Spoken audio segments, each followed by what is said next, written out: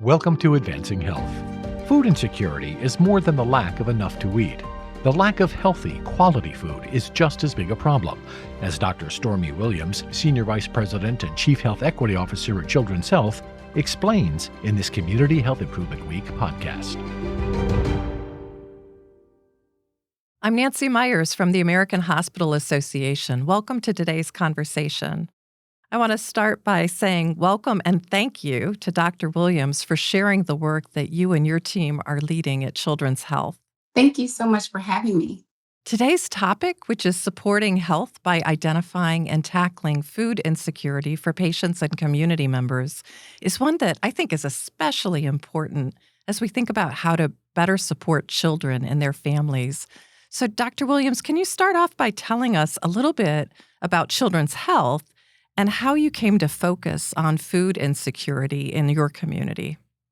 Yes, so Children's Health is the leading pediatric health center in North Texas, and we're one of the largest pediatric healthcare providers in the nation.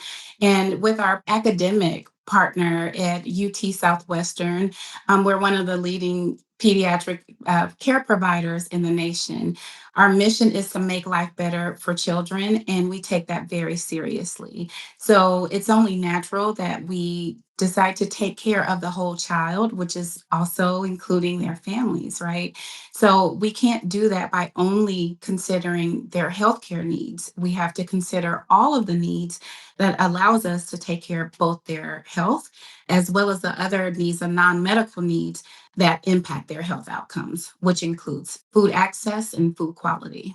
So, talk a little bit more about that. As a pediatrician yourself, can you tell us about how being food insecure impacts health, especially in children? Yeah, so let's talk a little bit about what is food insecurity. When we hear that term, food insecurity, we think just having access to food, meaning, you just don't have enough food to last from one day to the next. And that is definitely a part of it. But also, food insecurity also looks at the quality of food that you have access to. And if you look at under resourced areas, sometimes some of our highest rates of obesity are in under-resourced areas. And so as a pediatrician, my early career started in an under-resourced area. And in fact, I worked in a federally qualified health center right in the Dallas-Fort Worth area. I saw firsthand what that looked like. A lot of my patients were overweight or obese in that very area, right very close to downtown Dallas, actually, and they just didn't have access to healthy foods. I saw it for myself because if I forgot to bring my lunch, what was close by, and I had very limited time to run out and grab something to eat, my options were fried chicken, fried fish, something that was not necessarily healthy. It was calorie dense, but not necessarily nutrient dense. And that's what we see for our patient families is that they might have access to food, but is that necessarily healthy food? So we have a twofold approach to food insecurity. It is access to food, just purely food, but also access to healthy food. And I would think that in addition to impacting our physical health outcomes, just being food insecure, especially in terms of access to just enough calories, has an impact on kids in terms of their mental health too and their sense of well being. Do you see that in the work that you're leading? Oh, absolutely. There's been some studies out there that shows that kids who are food insecure, they're more likely to have mental and behavioral health issues. In fact, we've seen it firsthand. I have a very dear mentor of mine who's a pediatric emergency medicine physician who told me about a story of a patient who came into our emergency room. She was seen unfortunately, for trying to take her life. And she was only 10 years old. And when she spoke to one of our counselors who asked her, "Did you really want to take your life?" She said, "No, but if I'm not here, they'll have enough food to feed my baby brother." And so that just is an extreme case. But when you think about children and the toll of what inadequate access to food and just financial resources, and what that does to a family. We think as parents that we are keeping those needs away from the kids, but they hear it and they feel it. And also, food insecurity impacts kids' ability to learn. We've all heard the term and we've used the term hangry, right? When we're hungry, you remember those ads like you need a Snicker. But we've heard those terms, and we felt those terms. It get a little irritable. But for a child, that could look like behavioral issues, that could look like hyperactivity. But imagine trying to perform on a standardized test or to sit still. And so these are the types of things that children experience, but we see it in so many different forms in the healthcare system as well. So it makes so much sense for healthcare providers, for hospitals, to not necessarily say we want to take this on and tackle or solve food insecurity, but how can we partner with those organizations who are tackling these issues, and say we want to partner with you to see how we can stand in the gap for our patients and their families. So you said that you have a two-prong approach within children's health. Tell us about what is the approach that you're taking to support children? Yeah, so first, it all started with screening our patients for their non-medical drivers of health. We call it our social drivers of health screening. We started that back in 2022 as systematic digital screening for those needs, where when they have a patient that's coming in for an appointment, or if they're being seen in our emergency department, or even as an inpatient, they receive a digital screening tool through our electronic health record, and they can, within the privacy of their own device, just answer a few questions about those needs, whether or not they worry about food running out or if food has actually run out. And of course, we ask them about other needs, including housing insecurity, financial strain as it relates to paying their utility bills or transportation issues getting to and from appointments and things like that. And then if they do have a need, we can either just give them a list of resources, or if they ask to speak to someone, we can connect them with one of our members of our care management team, which includes our social work team or our social work extenders. We call them our family resource coordinators.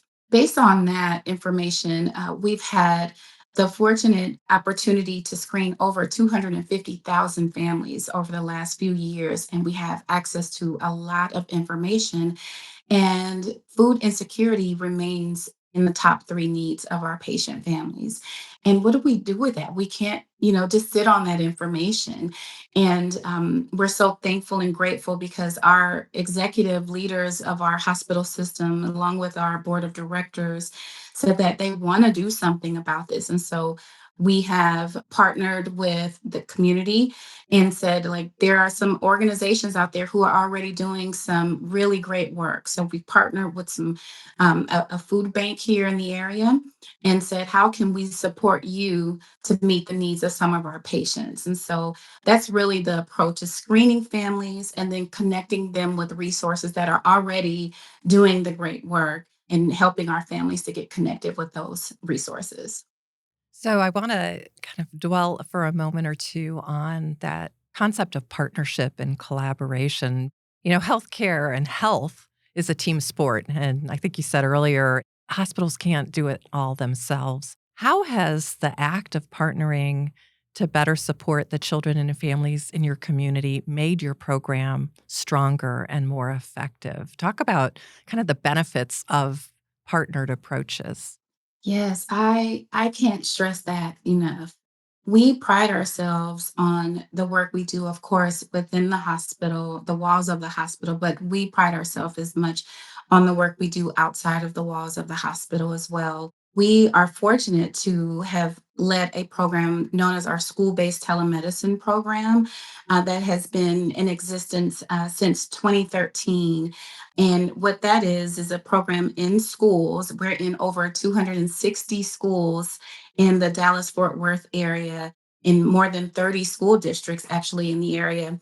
And so we leverage that partnership with schools to say that we want to make sure that kids are benefiting from the partnership with the food bank. So we went And we're able to leverage that relationship that we've already had and that we've built over a decade, and had the food bank go to one of those schools and say, how can we leverage this relationship and put a food pantry right in one of these existing schools? So, again, leveraging the data that we had, we knew exactly where some of the most needy areas were. So, we looked at zip code data from our social needs screening or our non medical driver screening, and it could really drill into the top zip code that was needed and put a food pantry right in one of the schools that we already had an existing partnership with. That relationship that we've built, like I said, for over a decade with schools is really what helped us to get the ball rolling so quickly, is because we already had that relationship. And because we've had these trusting relationships and collaborations with the North Texas Food Bank, it was really easy, but to be able to pick up a phone or send an email to someone you already have a relationship with, and to say that we want to expand, it was really not even difficult to do. Again, there's so many community-based organizations who that is their sole purpose, is to close those gaps. So to let them know that we want to, right in line with what they're doing, to help them expand their mission, it's really like a no-brainer for both of us to do that. Well, and the power of the data that you have, you've screened 250,000 children so that you can identify where those needs are highest. And that is then allowing those community partners to be more effective in targeting their delivery of services. I love that you've been able to use your data to bring food to where the children are, to make it easier for children and their families to access that food, and to probably decrease stigma too, I would imagine. Yeah, and it's so great because we've been so intentional with all of our programming, right? One of the reasons we were in that particular school for the school-based telemedicine program is because that is an under-resourced area that needed access to primary care and acute care visits for kids. And that is why we were in that school for school-based telemedicine. So it made sense that that would also be an area that needed additional support for food, right? And again, it's kind of this feedback loop of putting resources where those resources are needed. And the more we can kind of wrap our hands around that particular neighborhood, they kind of expect to see us. And what we've also seen is that now they look to us for so many other things. So we've done, expanded career days in that school, and they now they know to pick up the phone for us and say, "Hey, Dr. Williams, can you come? We're having this day and we're having that. We want you to come and read to the kids." Because again, it's just expanding on an already fruitful relationship in that community.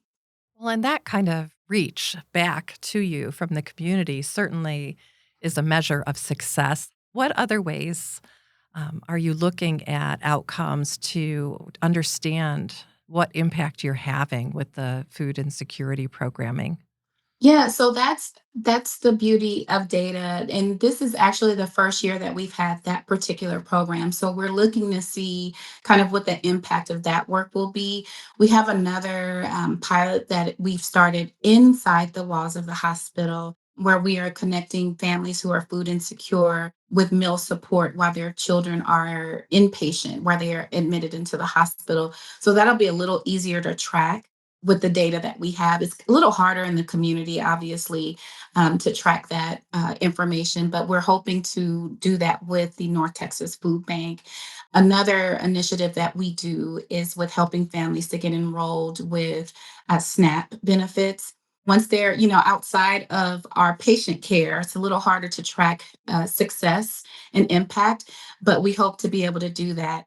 There's so many different factors that are involved with food and financial security currently. We're tracking all of this. We see these numbers actually increasing over the last 2 or 3 years. So it's kind of hard to tell, but we definitely are looking at the data. Dr. Williams, thanks so much for that insight and for all that you've shared today and for the work that you and your team are leading at Children's Health every day. To our audience, I want to say thank you for joining the conversation and for your commitment to improving health in the communities that you serve. Be well. Thanks for listening to Advancing Health. Please subscribe and rate us 5 stars on Apple Podcasts, Spotify, or wherever you get your podcasts.